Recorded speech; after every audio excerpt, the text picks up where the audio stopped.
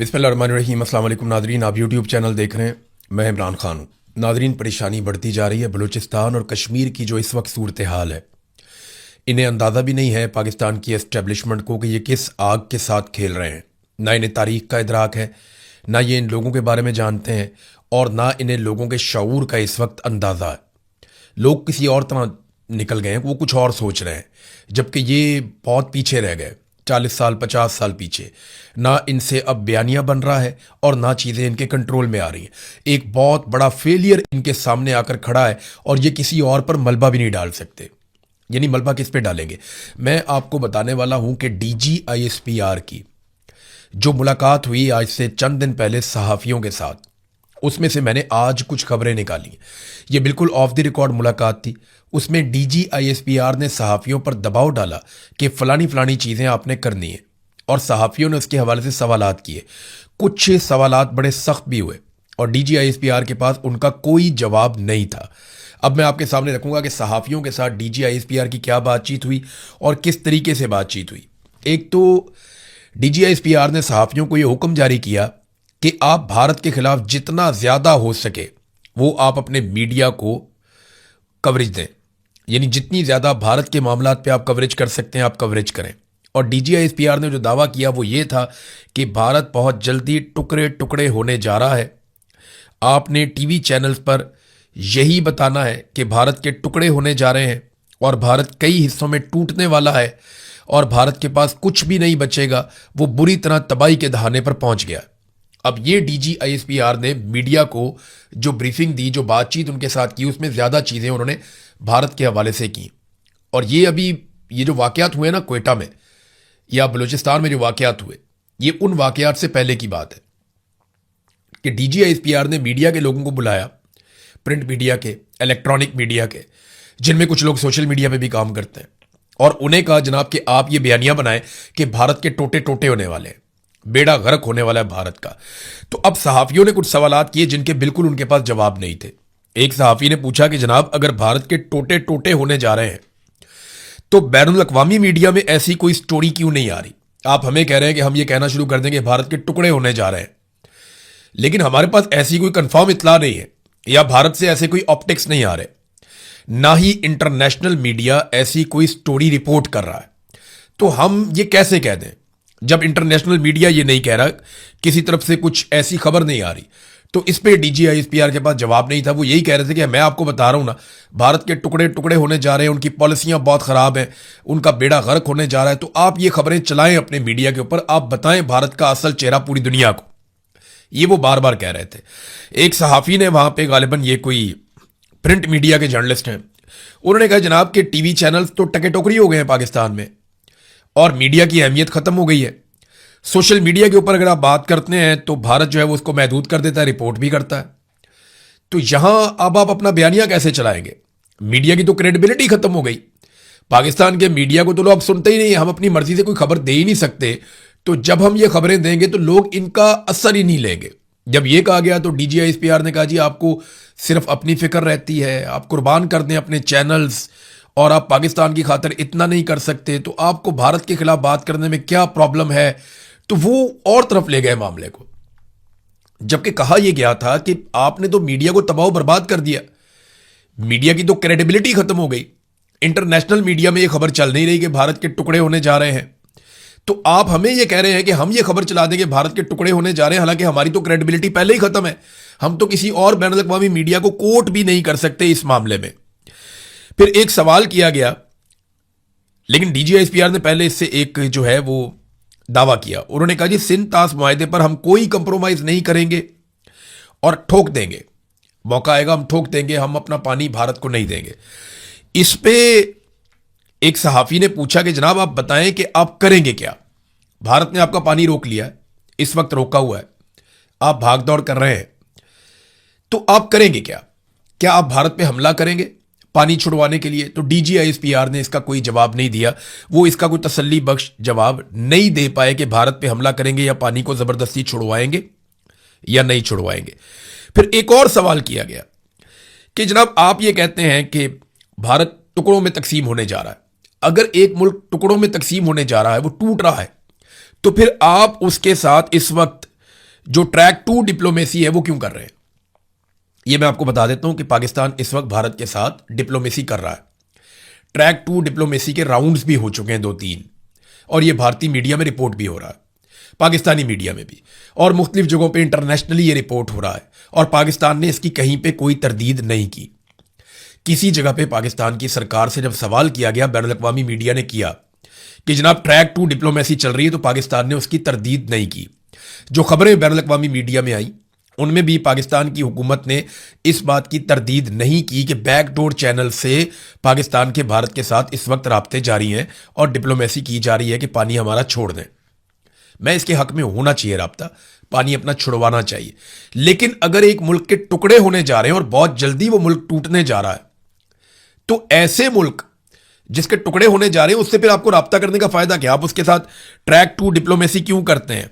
तो DGISPR के पास इस सवाल का भी कोई जवाब नहीं था। फिर एक और सवाल पूछा गया, जनाब अगर तो भारत के टुकड़े होने जा रहे हैं तो वो दुनिया भर के ममालिक के साथ इतने बड़े बड़े मुआहदे कर रहा है, जापान के साथ, अमेरिका के साथ और यूरोप के साथ। अभी यूरोपीय यूनियन के पास गया, वहां पे बहुत बड़ा मुआहदा करके आया, जर्मनी के साथ उन्होंने किया। तो भारत दुनिया भर के साथ बड़े बड़े मुआहदे कर रहा है और बैनुल अक़वामी तमाम कॉन्फ्रेंसिस के अंदर वो शामिल हो रहा है। आप कह रहे हैं उसके टुकड़े होने जा रहे हैं, तो उन ममालिक को नहीं पता इसके बारे में? इसका भी DGISPR कोई तसल्ली बख्श जवाब नहीं दे पाए, लेकिन वो बज़िद थे कि बस आप भारत के ऊपर चढ़ाई कर दें सारे मिलकर, और पाकिस्तानी मीडिया जो है वो भारत के खिलाफ खबरें चलाए जिनका सर पांव भी नहीं है। इसी तरह मीडिया की क्रेडिबिलिटी खत्म हो जाती है। आपने भारत के मीडिया को देखा, वो कैसी कैसी खबरें चला देता। उन्होंने तो कराची फतह कर लिया था, वो तो पता नहीं क्या कुछ कर गए थे जंग के दिनों में, तो उनकी क्रेडिबिलिटी कितनी फारे हुई। भारत के अंदर उनका मीडिया मजाक बनकर रह गया। उनके अपने सोशल मीडिया पे लोगों ने जोक्स बना दिए, मीम्स बना दिए। पाकिस्तान के अंदर भी कोई ऐसे नमूने थे, लेकिन शुक्र है वो कम थे, भारत में तो बहुत ज्यादा थे। तो फिर एक और सवाल किया गया, क्योंकि यहां पे ना DGISPR ने कहा जो कुछ कश्मीर में हो रहा है, ये मैं आजाद कश्मीर की बात कर रहा हूं, मकबूजा कश्मीर की नहीं कर रहा। DGISPR ने कहा कि जो कुछ कश्मीर में हो रहा है और जो कुछ बलूचिस्तान में हो रहा है, इसके पीछे भी भारत है और हमें यह पता है। तो इस पे सहाफियों ने यह सवाल किया कि अगर ये भारत करवा रहा है तो फिर आपने ज्वाइंट अवामी एक्शन कमेटी के लोगों से मुआहदे क्यों किए? और दूसरा यह भी कहा गया कि जैसे अंसार अब्बासी साहब ने एक स्टोरी भी की थी कि जनाब आपको सबूत मिल गए हैं, ऐसी कॉल्स आपको मिल गई हैं, आपने बहुत सारा कुछ ऐसा ट्रेस कर लिया है जिससे पता चल गया कि भारत मुलव्विस है ज्वाइंट अवामी एक्शन कमेटी के साथ। तो फिर वो सारा कुछ कहां है? आपने अभी तक क्या किया? वो कॉल्स किधर हैं जो आपने पकड़ी है? क्योंकि बयानिया तो वहां चल रहा है। आज भी आजाद कश्मीर के लोग इकट्ठे होकर हजारों की तादाद में सड़कों पे बैठे हुए धरने देकर, और ये वाहिद इलाका है हमारे पूरे पाकिस्तान में जिसकी खुराक बंद की हुई है। दुनिया में बहुत कम एरियाज ऐसे हैं। गजा एक ऐसा इलाका है जिसकी खुराक बंद है और वहां पे खुराक और मेडिसिन नहीं जाने देते गजा में। वो इसराइल की एक पॉलिसी है, वो ये कहता है कि इनको इतना तंग करो कि ये यहां से नकल मकानी करने पे मजबूर हो जाएं, ये इलाका खाली कर दें और इसराइलियों के लिए ये एरिया बिल्कुल एक महफूज जगह बन जाए और ये खाली हो जाए। फिर वहां पे डोनाल्ड ट्रंप का बहुत बड़े बड़े जो है वो रिजॉर्ट्स बनाने का प्रोग्राम है, बहुत ज़बरदस्त किस्म के वो सैरगाहें वहां पे बनाना चाहता है, दुनिया की बेहतरीन वहां पे फैसिलिटीज़ ला के वो चाहता है कि अमीर तरीन लोग जो हैं वो अयाशी के लिए वहां पे गजा में जाया करें। और वो ये चाहते हैं कि जो गजा के लोग हैं उन्हें मुख्तलिफ ममालिक में बांट दिया जाए। मुसलमान ममालिक जिम्मेदारी लें, कोई 2-4 लाख कहीं चले जाएं, 1-2 लाख कहीं चले जाएं, 50,000 कहीं चले जाएं, तो अलग अलग मुल्कों में इनको तकसीम कर दिया जाए गजा के लोगों को। ये वो चाहते हैं। तो उसके लिए वो वहां पे दवाइयों को भी रोकते हैं और खुराक को भी रोकते हैं। अब कश्मीर के अंदर भी जो सड़कें कश्मीर में जा रही हैं उन पे अगर आप ट्रेवल करें इस वक्त, बहुत सारे मुसाफिर जो वहां से जाते हैं उन्होंने वीडियोस बनाकर हमें भेजी। कुछ वीडियोस को मैंने पब्लिक भी किया, सोशल मीडिया पे भी, अपने प्लेटफॉर्म पे भी मैंने आपको दिखाया कि वो ट्रकों को रोक दिया जाता है जो खुराक लेकर जा रहे हैं, जो गंदम लेकर जा रहे हैं, जो फ्लोर मिलों के अंदर जा रहे हैं कि जनाब यहां पे अब आटा पीसेंगे, लोगों को मिलेगा। तो लोगों के लिए बड़े प्रॉब्लम्स हैं। बच्चे स्कूल नहीं जा रहे, काम धंधा सारा बंद है वहां पे, सड़कें बंद है वहां पे, लोग बार बार एहतजाज करने के लिए निकलते हैं और कई जगह पे जो उम्मीदवार वोट मांगने आए उनको फेंटी लगाई है अवाम ने। अभी मैं एक विजुअल देख रहा था, उसमें पीपल्स पार्टी का एक कैंडिडेट वोट मांगने के लिए आया, खवातीन ने और बच्चों ने मार मार के भगाया। तो खवातीन आगे से पत्थर मार रही हैं, बच्चे आगे से डंडे मार रहे हैं कि भाग जाओ यहां से, खबरदार यहां पे आए वोट मांगने के लिए, हमारी लाशों के ऊपर तुम वोट मांगने के लिए आ गए हो। तो कश्मीरियों के साथ जो कुछ भी हुआ ना, वो एक वीडियो है 35 मिनट की रावला कोट की। वो सारे विजुअल इकट्ठे करके उन्होंने जोड़ दिए हैं। वो 35 मिनट की आप वीडियो देख लेना, आज मैंने उसके कुछ मनाजिर देखे हैं तो आपका दिल दहल जाएगा। जिस तरीके से रावलाकोट के अंदर लोगों को मारा गया है ना, ऐसा तो दुश्मन मुल्क के अंदर नहीं किया जाता। सिक्योरिटी फोर्सेस ने ना मस्जिद का लिहाज किया, ना अस्पताल का लिहाज किया, ना किसी और जगह का लिहाज किया। हर जगह पे शहरियों को निशाना बनाया, बहुत मारा लोगों को, बेशुमार लोग जख्मी भी हुए। अस्पतालों के अंदर जख्मियों को भी मारा गया, आके डंडों के साथ मारा गया। तो बहुत अजीबोगरीब मनाजिर हैं जो मैंने देखे हैं। मैंने भी वो पूरी वीडियो नहीं देखी, मेरी हिम्मत ही नहीं पड़ रही थी कि इस तरह से हो सकता है कि अपने ही लोगों को ऐसे मारा जाए, ऐसे ही उनके साथ ज्यादती की जाए। बहरहाल DGISPR ने ये सारी चीज़ें डिमांड की और जब सवालात उनसे किए गए तो उन सवालात के उनके पास कोई तसल्ली बख्श जवाबात नहीं थे।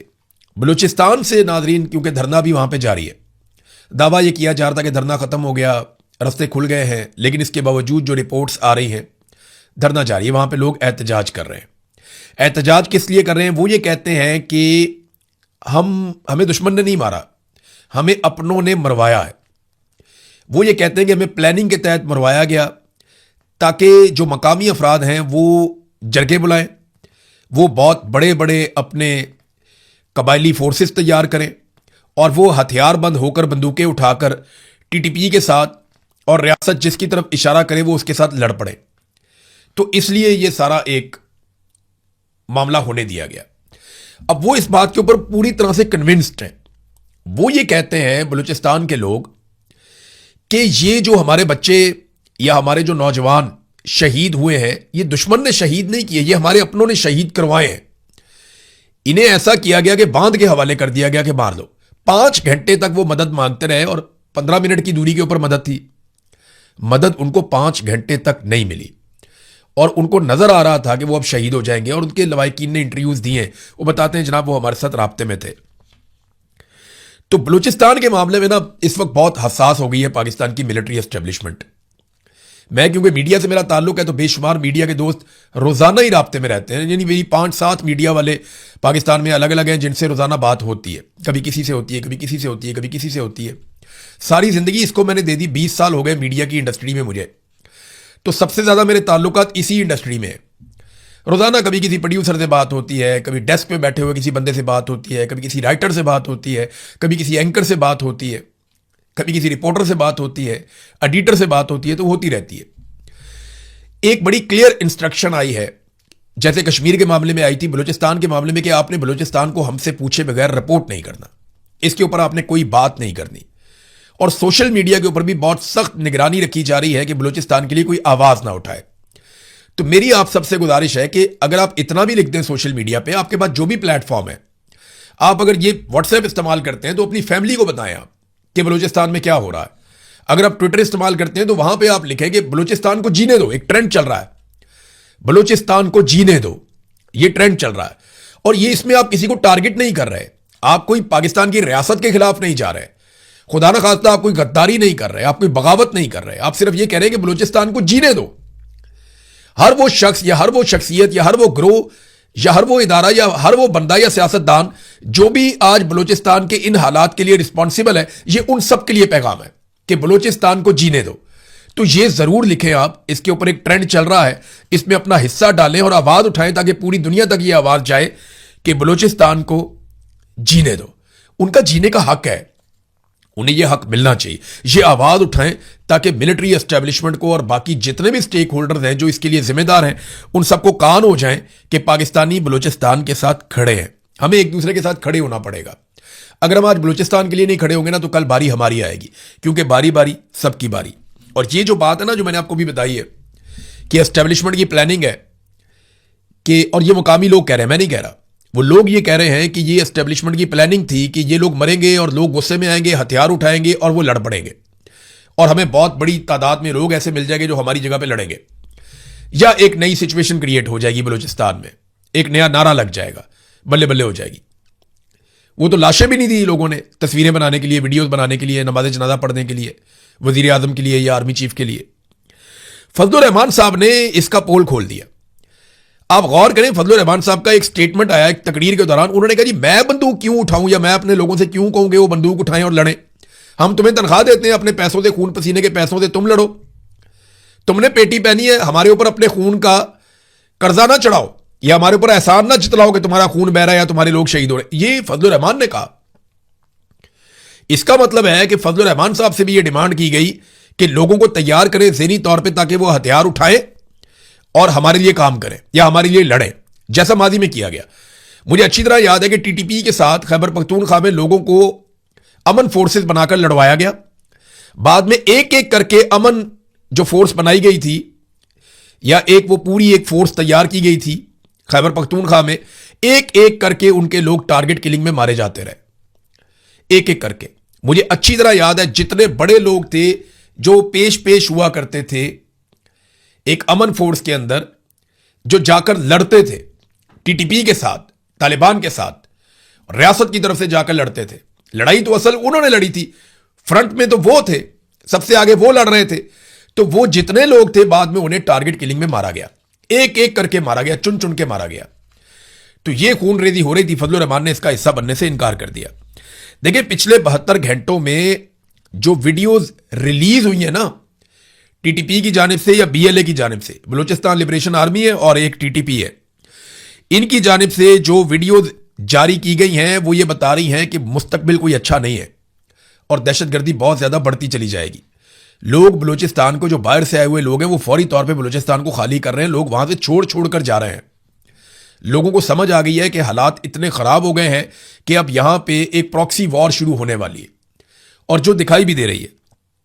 धरना अभी तक जारी है, लोगों के मुतालबात नहीं सुने जा रहे, कोई अच्छा मंजरनामा पेश नहीं कर रहा बलूचिस्तान में जो कुछ हो रहा है। जो टीटीपी और बीएलए वीडियोस जारी कर रहे हैं ना, वो तो बाकायदा दिखा रहे हैं। उन्होंने दिखाया किस तरीके से उन्होंने एक अटैक किया, बड़ा खौफनाक अटैक था। जीवनी में मैं देखकर हैरान हो गया। पूरा ट्रक लाकर उन्होंने मारा और पूरी को पूरा बिल्डिंग, पूरा एरिया, पूरा कंपाउंड तबाह कर दिया। उसके बाद रॉकेट लॉन्चर चल रहे हैं, सड़कों के ऊपर वो सरेआम फायरिंग कर रहे हैं, पूछने वाला कोई नहीं है। वो पुलिस की गाड़ियां लेकर नौशकी में जा रहे हैं, चागी पे उन्होंने पूरे पे कब्जा कर लिया है। अभी गवादर के करीब से मजीद रिपोर्टें आ रही हैं। मैं तो हैरान हो रहा हूं कि रियासत कहां पे, रियासत की रिट कहां पे, कुछ दिखाई नहीं दे रहा। और ये पिछले चंद महीनों से ये रिपोर्टें आ रही थी, ये रिपोर्टें मौजूद थी। जब पाकिस्तान की इंटेलिजेंस एजेंसियां पाकिस्तान तहरीक इंसाफ को और इमरान खान को तोड़ने में मसरूफ थी, उस वक्त ये रिपोर्टें आ रही थी कि दहशतगर्द तंजीमों का आपस में इत्तेहाद हो रहा है। और ऐसी रिपोर्टें मौजूद थी कि दाइश और टीटीपी के अंदर कोई आपस में बातचीत हो रही है। कुछ और ग्रुप्स हैं, आईएस और दीगर, उनकी आपस में बातचीत हो रही है और पाकिस्तान में एक अनहोली किस्म का अलायंस बनाया जा रहा है जो पाकिस्तान की रियासत को बहुत कमजोर करेगा। और उनके अपने मुतालबात और मफादात हैं। लेकिन क्योंकि रियासत और रियासती एजेंसियां जो हमारे पैसों से तनख्वाह लेती हैं, वो सारे उस वक्त इमरान खान को तोड़ने में लगे हुए थे कि 26वीं तरमीम कैसे करवानी है, 27वीं तरमीम कैसे करवानी है, आसिम मुनीर साहब को 5 साल मजीद नौकरी पे कैसे रखना है, उन्हें ताहयात इस्तिस्ना कैसे दिलवाना है और किस तरीके से आईनी अदालतें बनाकर अपने लिए रास्ता निकालना है। वो सारे इस चक्कर में लगे हुए थे। अभी लगभग दर्जनों जजेस मजीद लाए जा रहे हैं और इन जजेस को लाने में मेरिट की धज्जियां उड़ाई जाएंगी। वो एक जज के बारे में अभी हमारे एक जर्नलिस्ट है, वो रिपोर्ट भी कर रहे थे, असद मलिक साहब। वो 2 मरतबा उसने इम्तिहान दिया, वकील ने, सिविल जज के लिए, दोनों दफा फेल हो गया। एक दफा उसने प्रोसिक्यूटर बनने के लिए इम्तिहान दिया, फिर फेल हो गया। अब उसका नाम डाला हुआ हाई कोर्ट का जज बनाने के लिए। तो ये ऐसे बंदों को लेकर आएंगे जिनके जरिए से ये अपने काम निकलवाएंगे। जितने नालायक जज पहले लाए गए हैं, अगर मजीद ऐसे ही जज लाए जाएंगे तो पाकिस्तान इसकी कीमत चुकाएगा। एस्टेब्लिशमेंट के तो छोटे मोटे काम है, वो तो निकलवाते रहेंगे इन जजों से, लेकिन आप ये देखिएगा कि कंप्रोमाइज जजेस जब आएंगे तो इसका पाकिस्तान को और पाकिस्तान के निज़ाम इंसाफ को कितना बड़ा नुकसान होगा, आप सोच भी नहीं सकते। अब नादरीन आ जाए एक और चीज जो अलीमा खान साहिबा के बारे में है, उस पर हम जरूर बात करेंगे। अलीमा खानम ने निकलने का फैसला किया, एक नई तहरीक जन्म ले रही है पाकिस्तान तहरीक इंसाफ के अंदर और एक एनर्जी आ रही है कि ठीक है, कम से कम एक ऐसी शख्सियत है जिसके बारे में हमें यह पता है सबको कि ये इमरान खान को धोखा नहीं देगी, उसकी पीठ में छुरा नहीं घोंपेगी और इसके अपने कोई सियासी मफादात भी नहीं है। ना इसने मिनिस्टर बनना है, ना इसने वज़ीर आज़म बनना है, ना इसने वज़ीर आला बनना है, इसका कोई ताल्लुक ही नहीं है इसके साथ। वो अपने भाई के लिए पहले भी आई थी, वो अपने भाई के लिए फिर आ गई। मुशर्रफ के दौर में जब इमरान खान साहब के साथ ज्यादती की गई थी, तब भी इमरान खान साहब की बहनें निकली थी, उन्हें गिरफ्तार भी किया गया था। तो ये वो बहनों के तौर पे सामने आई है। माजी में भी आती रही हैं बहनें, बीवियां, रिश्तेदार, बेटियां, ये निकल कर एहतजाज करते रहे और अब वो दोबारा से इस तहरीक को चला रही हैं और लोग उनको बहुत अच्छा रिस्पॉन्ड कर रहे हैं। जिन लोगों ने थोड़ी बहुत तनकीद की उन लोगों को सफाइयां देनी पड़ गई, क्योंकि धोकर रख दिया पाकिस्तान तहरीक इंसाफ के सोशल मीडिया ने या ओवरऑल सोशल मीडिया ने इसके ऊपर बहुत जबरदस्त और खौफनाक रिएक्शन भी दिया। अब अलीमा खानम को अगर ना रोक पाई एस्टेब्लिशमेंट तो ये एक तहरीक बहुत बड़ी बन जाएगी और एस्टेब्लिशमेंट पे दबाव बनेगा। फेलियर तो इनका बहुत बड़ा हो गया। इन्हें समझ नहीं आ रही कि ये मुद्दा किसके ऊपर डालें, क्योंकि पौने 2 साल से पाकिस्तान तहरीक इंसाफ ने कोई बड़ा एहतजाज नहीं किया, वो निकले नहीं एहतजाज करने के लिए, तो फ्री हैंड है हुकूमत को। जबकि कोई ऐसी रुकावट इनके रास्ते में नहीं थी, डोनाल्ड ट्रंप का बूट भी इनके गले में लटका हुआ था, तो किसी किस्म की रुकावट नहीं थी कि ये तरक्की ना कर पाते। लेकिन इतना बड़ा फेलियर हुआ कि दहशतगर्दी में पाकिस्तान सबसे नंबर 1 पे आ गया। पासपोर्ट पाकिस्तान का इन्होंने बेड़ा गर्क करके रख दिया। सरमायाकारी पाकिस्तान से 100 अरब इन्होंने लेकर आने थे, $100 अरब पाकिस्तान से निकल गया। महंगाई अपने अरूज पे पहुंच गई, बेरोजगारी और गुर्बत में इजाफा हो गया। कोई एक चीज भी पाकिस्तान में बेहतर नहीं हुई, बल्कि पाकिस्तान में कर्जों के नए रिकॉर्ड इन्होंने कायम कर दिए। अब अगर आप प्लस और माइनस करें तो सारा माइनस ही माइनस है, प्लस है कुछ नहीं।